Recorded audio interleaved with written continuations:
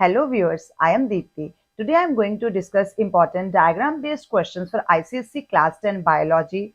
I am going to discuss diagrams along with their function and proper location of all the labeled parts of the diagram.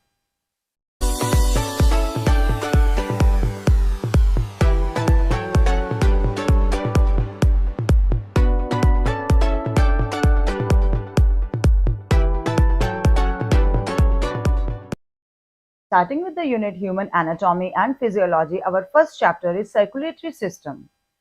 First question on your screen is, the following simplified diagram refers to the outline plan of the circulation of blood in a mammal. Study the diagram and write the number and name of the blood vessels in each one case as mentioned under. So first of all, we need to give the name of all these blood vessels. So as you can see, our first blood vessel is going from lungs to heart. So it means it is pulmonary vein. Pulmonary vein carry oxygenated blood from lungs to left auricle of the heart. Our second number is aorta. Aorta arises from left ventricle and carries oxygenated blood to the all parts of the body. Third is hepatic artery, which is carrying blood to the liver. Fourth is hepatic portal vein, because we know that veins starting from stomach and intestines do not directly convey the blood to the posterior vena cava. 5 number is renal artery. Renal artery, where more urea is present, more oxygen is present and less carbon dioxide is present. Sixth is renal vein. Renal means everything which is connected with kidney. So renal vein, it means leaving the kidney, blood vessel leaving the kidney. It has less urea, less oxygen and more carbon dioxide. 7 is hepatic vein. Hepatic vein because it is the reunion which joins now with posterior vena cava. And 8th is posterior, or you can say inferior vena cava, which bring blood from the lower region of the body. It means lower part means limbs or abdomen or lower part. And 9 is pulmonary artery. Pulmonary artery carrying blood from heart to lungs. It means arises from right ventricle and carries deoxygenated blood to lungs for oxygenation. That is why its arrow is from heart to lungs, because in the lungs it will get purified. Now questions associated with this diagram are, several hours after a meal containing a lot of proteins, which vessel will contain the highest concentration of urea? And the correct answer is number 7. It means hepatic vein. Second, which vessel would contain the highest concentration of amino acids and glucose soon after a meal? And the correct answer is 4. Number 4. It means hepatic portal vein. Third is, which vessel begins and ends in capillary? And it is again 4, which is hepatic portal vein. Fourth, which vessel will contain the smallest number of RBCs per unit volume of the blood? And it is number 7. It means hepatic vein. Fifth part, in which blood vessel will the blood carry the most oxyhemoglobin? And our answer is 1, which means pulmonary vein, because pulmonary vein carry oxygenated blood from lungs to left auricle of the heart. Sixth part is, certain poisons, if absorbed through food, are detoxified in which organ? And our correct answer is liver. Coming to second diagram, which shows diagrammatic representation of blood and lymph circulation. So it means it shows the relationship between blood, tissue fluid and lymph as they circulate in their respective vessels or spaces between the cells in different organs. As we know, blood flows in blood vessels and lymph flows in other set of minute channels called lymph vessels, for example spleen or ileum. Blood in our body circulates in a closed manner, that is closed blood circulatory system, which is shown in this diagram. Here on the right hand side you can see lymph nodes. Lymph nodes under lymph vessels, the way drain lymph into lymph nodes from where fresh lymph channels arise. So this is the point which is called lymph nodes. And then lymphatic duct. Lymphatic duct, where lymph nodes pour the lymph into the major anterior vein close to their entry into the right auricle. Now coming to next diagram, different type of Questions can be covered from this topic for the identification and function of these blood cells. So first one is red blood cell. Red blood cells, you all know, are also known as erythrocytes. It means minute biconcave disc-like structures plus concavities on either side provide a large surface area which makes them very efficient in absorbing oxygen, and their small size enables them to travel through very fine capillaries in the body. In part 2, these are white blood cells. Stained white blood cells are shown in this part 2, and these are different WBCs. We know that they are of two types, granular and non-granular. So first, granular in neutrophils. First one is neutrophils, which is granular, and function of this is to engulf bacteria, and site of production is bone marrow. It is produced only in bone marrow. You can see all these WBCs are produced in bone marrow. Only the non-granular lymphocytes are produced in bone marrow and lymph glands also. It is produced in two sites. All others are produced in only one site, which is bone marrow. So neutrophils function is engulf bacteria and site of production is bone marrow. And then eosinophils, nucleus with two lobes, large cytoplasmic granules, and their function is to engulf bacteria, secrete antitoxins, and associated with allergy also. Third is basophils. Basophils release chemicals for inflammation which dilate blood vessels. Then non-granular lymphocyte, they are the smallest of WBC, सबसे छोटे हैं, single large nucleus है, antibodies produce करना इनका function है, to produce antibodies. Bone marrow and lymph gland दोनों जगह पर ये produce हो सकते हैं. Then monocytes. Monocytes largest of WBC हैं, न्यूक्लियस लार्ज है, किडनी की शेप का है, at the site of infection transform into macrophages, और इसका फंक्शन है इंजेस्ट जर्म्स को इंजेस्ट कर लेना, और साइट ऑफ प्रोडक्शन इनकी भी बोन मैरो ही है. नेक्स्ट आते हैं थर्ड नंबर पे platelets, and platelets are initiators of clotting of blood.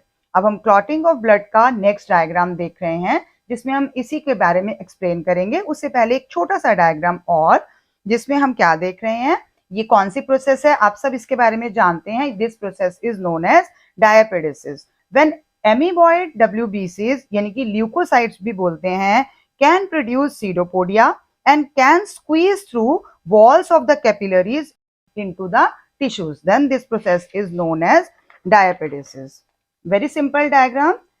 Next diagram is associated with blood clotting. Whenever a tissue get injured or platelets get injured, they release an enzyme named thrombokinase. Now, in the presence of thrombokinase and calcium ion, prothrombin, which is initially inactive, now converts to thrombin and becomes active. In the presence of thrombin, fibrinogen, which is initially soluble in the blood, now converts itself to fibrin, which is insoluble. And this fibrin forms a network of sticky threads. In the presence of RBC, it becomes a clot. So in this way, our blood clotting process gets completed. This is the front view of the human heart to show you coronary artery. Now, what is the function? It supplies blood to the heart muscles.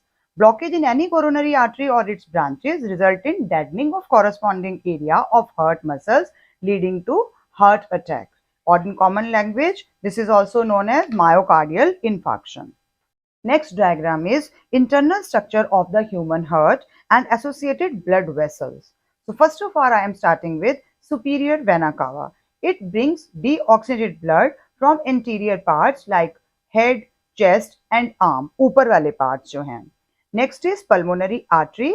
Pulmonary artery arises from right ventricle and carries deoxygenated blood to lungs for oxygenation.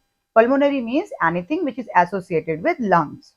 Aorta arises from left ventricle and carry oxygenated blood to supply to all parts of the body.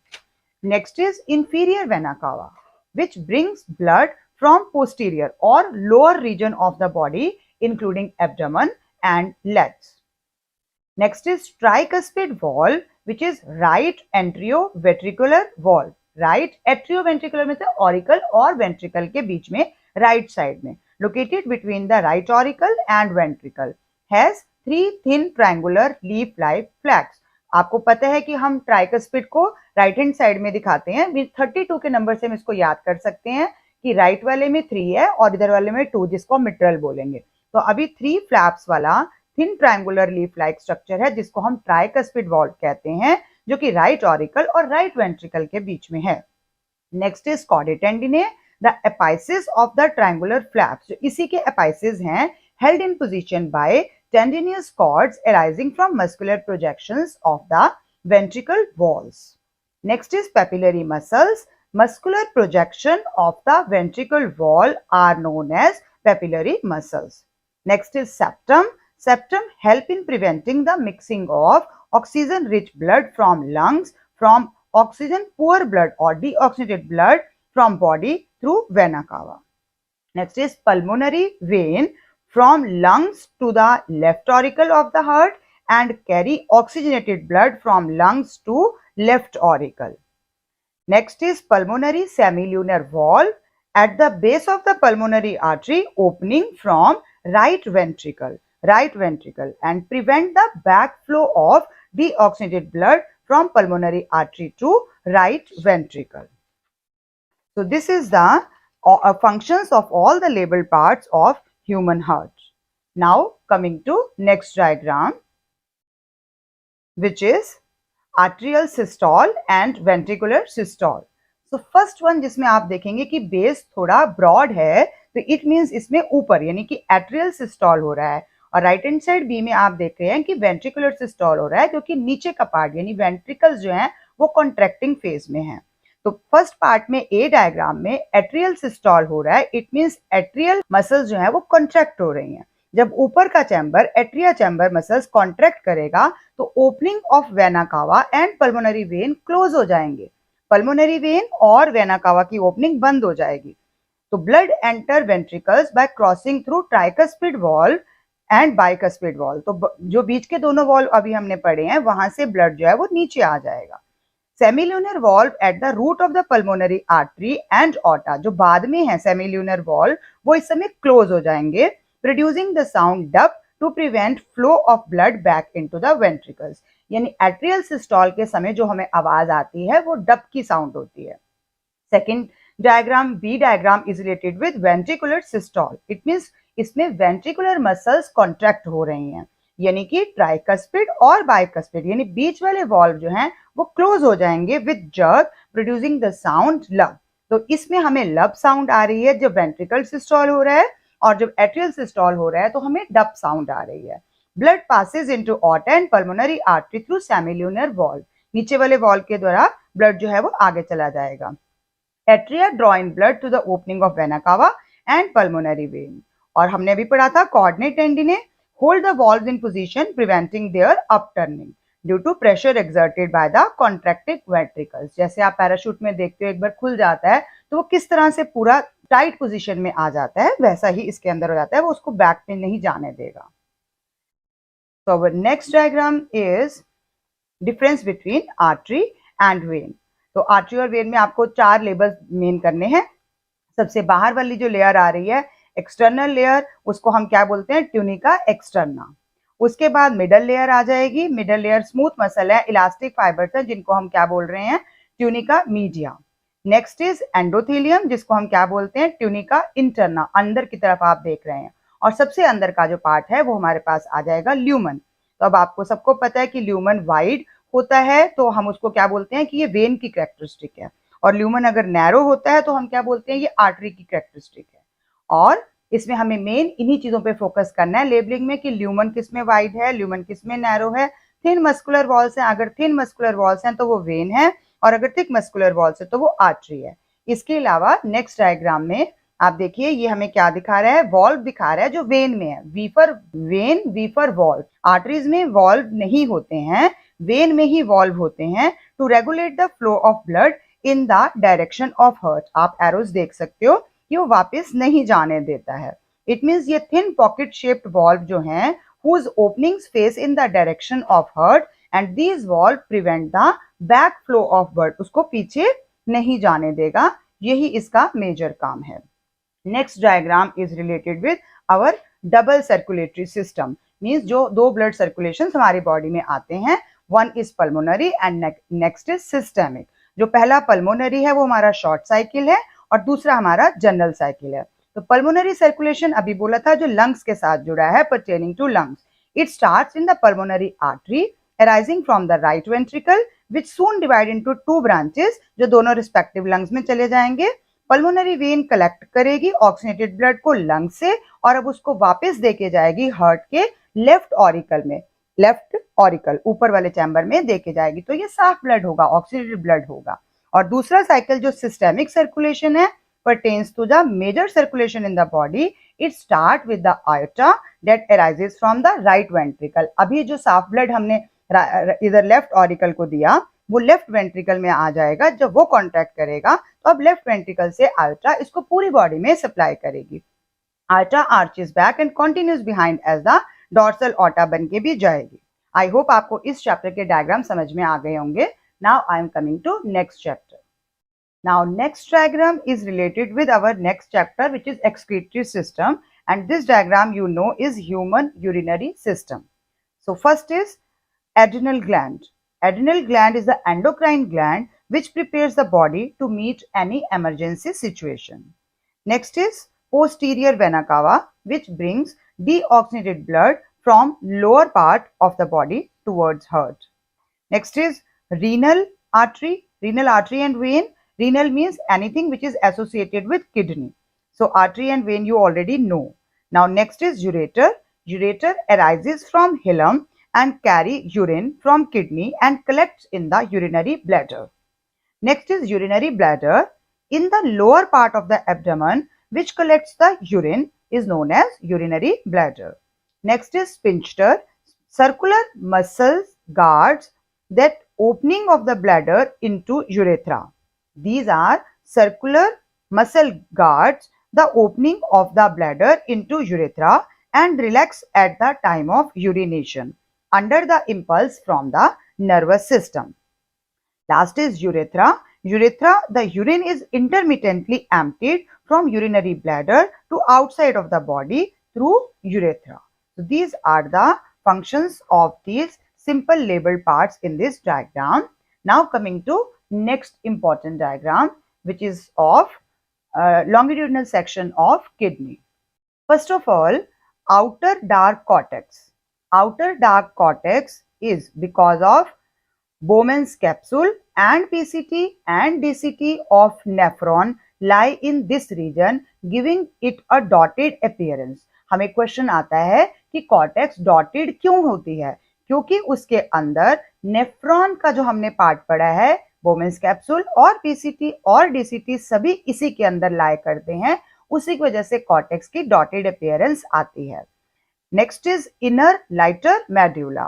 किससे बना है? Composed of finally striped substance arranged in several conical pyramids. और ये stripes किसकी आती हैं इसके अंदर? इसमें लाए करता है loop of Henle and collecting duct.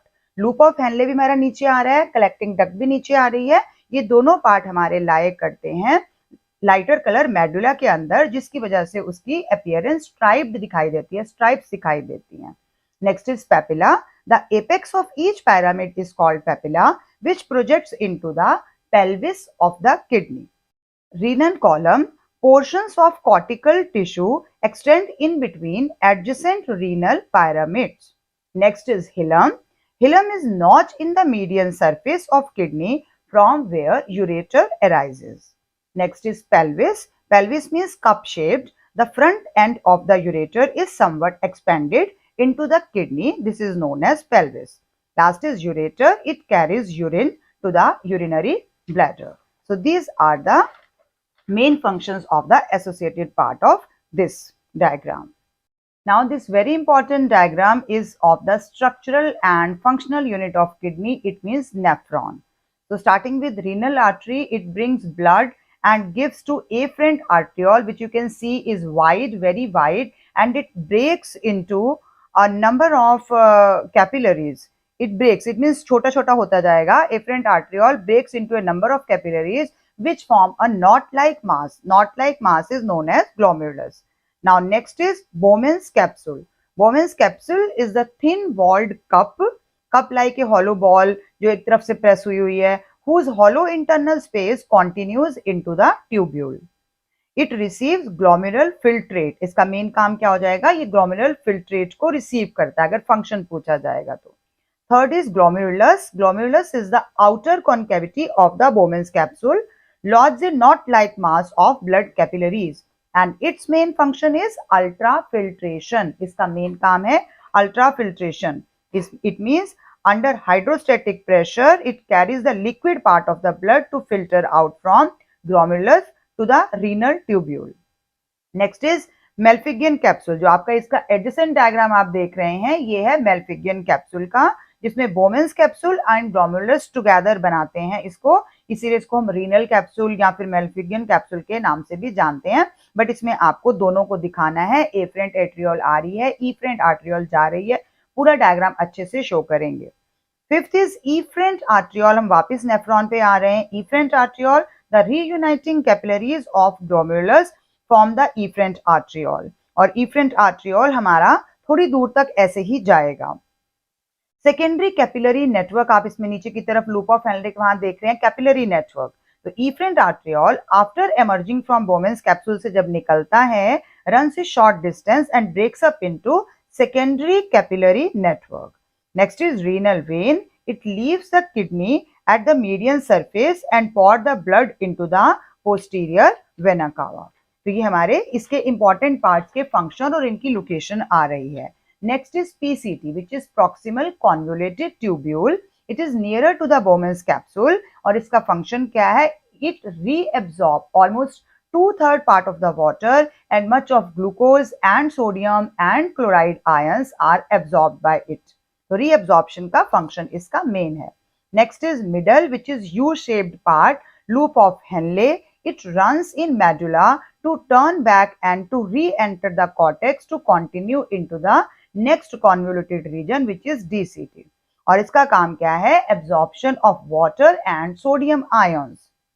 Next is DCT. It means distal, means farther. In cortex, its location is in cortex and it is the end part of the kidney tubule and opens into collecting duct.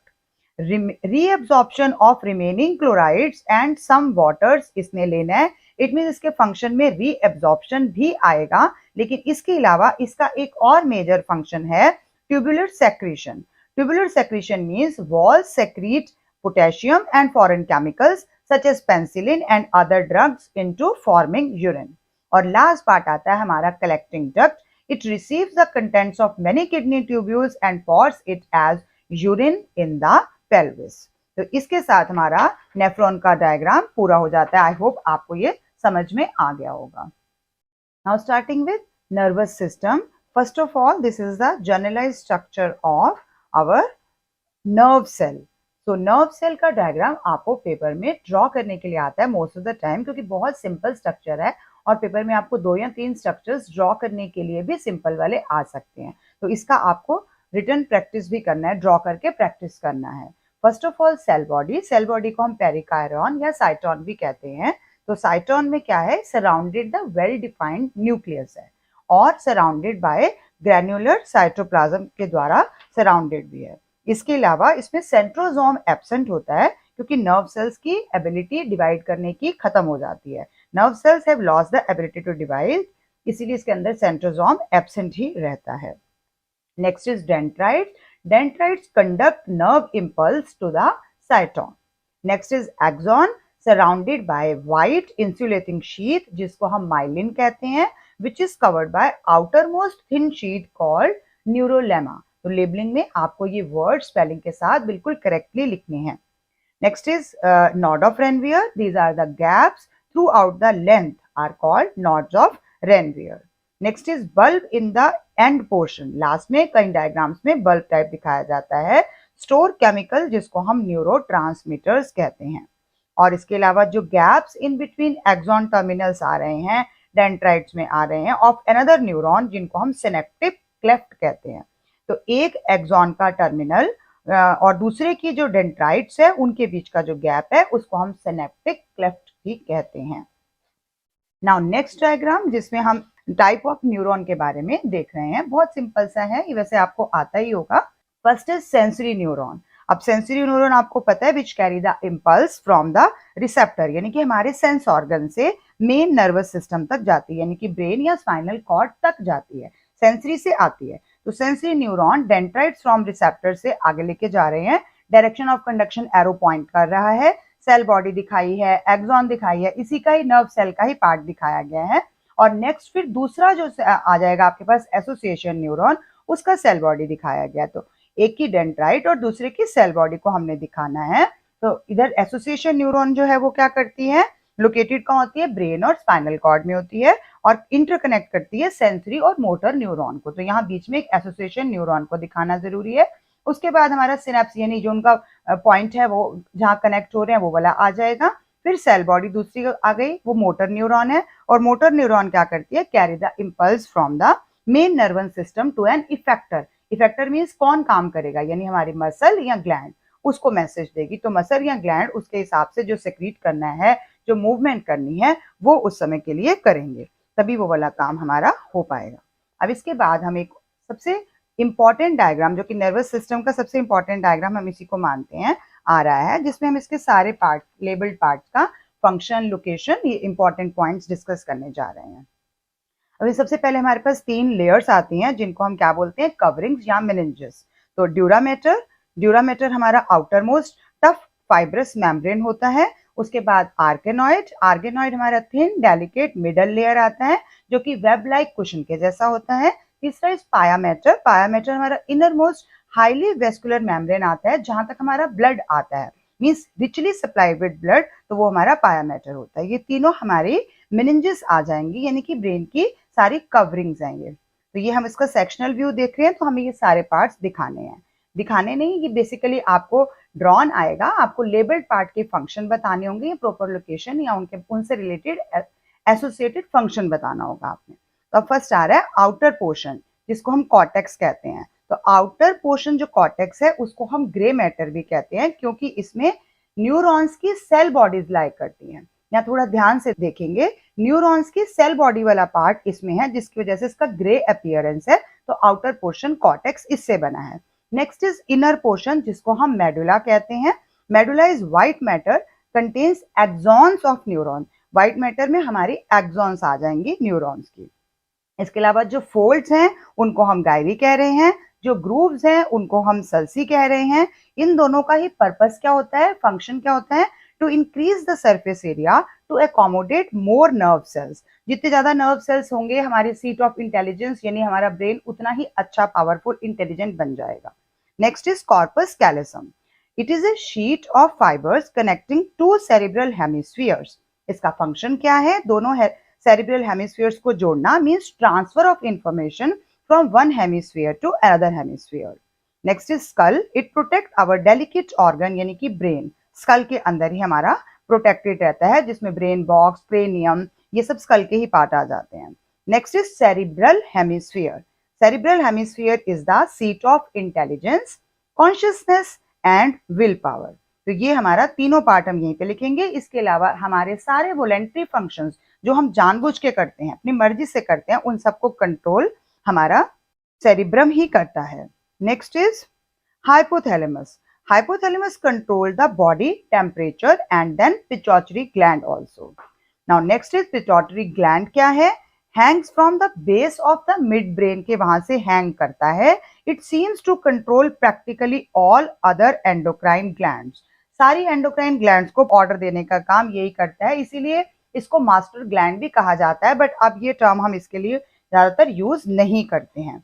Next है pons। तो pons located in the center of the brain below the cerebellum or carries impulses from one hemisphere of the cerebellum to the other hemisphere and coordinate muscular movement on both the sides of the body. दोनों तरफ के body के parts को muscle coordination करवाने का काम इसी का होता है। तो इसके साथ हमारा कोई पार्ट इसमें रहा तो नहीं है। पिनियल ग्लैंड हम ज्यादा डिटेल में नहीं जाएंगे, बाकी सबके पार्ट्स मैंने आपको बता दिए हैं। थैलेमस का रह गया। थैलेमस में हमारे पास relays pain and pressure, pain और प्रेशर को रिले करता है, इम्पल्सिस सेरिब्रम को बताता है। तो relay pain and pressure impulses to cerebrum. ये थैलेमस का फंक्शन है। हाइपोथैलेमस का अभी हमने करा, control the body temperature and then pituitary को कंट्रोल करता है। एक और पार्ट जो स्पाइनल कॉर्ड है, तो स्पाइनल कॉर्ड का फंक्शन हम यहाँ भी कवर कर लेते हैं। स्पाइनल कॉर्ड के मेन फंक्शंस में क्या है? It controls all the reflexes below the neck. Neck से नीचे वाली रिफ्लेक्सेस इसी ने कंट्रोल करनी है। Conduct sensory impulses from the skin and muscles to the brain and then conducts motor responses from the brain to the muscles of the trunk and then limbs also. तो ये सारे हमारे तीनों spinal cord के functions हैं जो बहुत commonly paper में पूछे भी जाते हैं, तो हमने अच्छे से करना है। नाउ नेक्स्ट डायग्राम हमारा स्पाइनल कॉर्ड का आ रहा है। तो स्पाइनल कॉर्ड के केस में हमें 2-3 तरह से डायग्राम आ सकता है, हालांकि लेबलिंग तो ऑलमोस्ट सेम है, आप देख ही रहे हैं लेबलिंग में कोई ज्यादा डिफरेंस नहीं है इसके अंदर। सबसे पहले हमारे पास रिसेप्टर आएगा। रिसेप्टर जो है वो स्किन के अंदर है, तो स्पेशलाइज्ड एपिथेलियल सेल्स हैं which on receiving the stimulus set up wave of impulses towards central nervous system, लेके जाएंगे रिसेप्टर, लेके जाएंगे इंपल्सेस को सीएनएस के पास।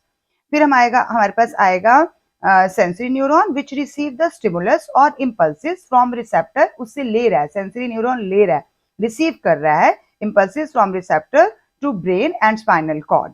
गैंग्लियन आ जाएगा बीच में। गैंग्लियन आपके लिए बहुत इंपॉर्टेंट है। Aggregates of nerve cells from which nerve fibres may arise और एंटर इनटू, आ भी सकते हैं, जा भी सकते हैं, डिपेंड करता है आपको डॉर्सल गैंग्लियन दिया गया है या वेंट्रल। तो डॉर्सल का मीन्स आपका बैक हो जाएगा और वेंट्रल का मतलब एंटीरियर फ्रंट आ जाएगा, तो आपको उस हिसाब से लाइन यही रहेगी, मे अराइज और एंटर इनटू।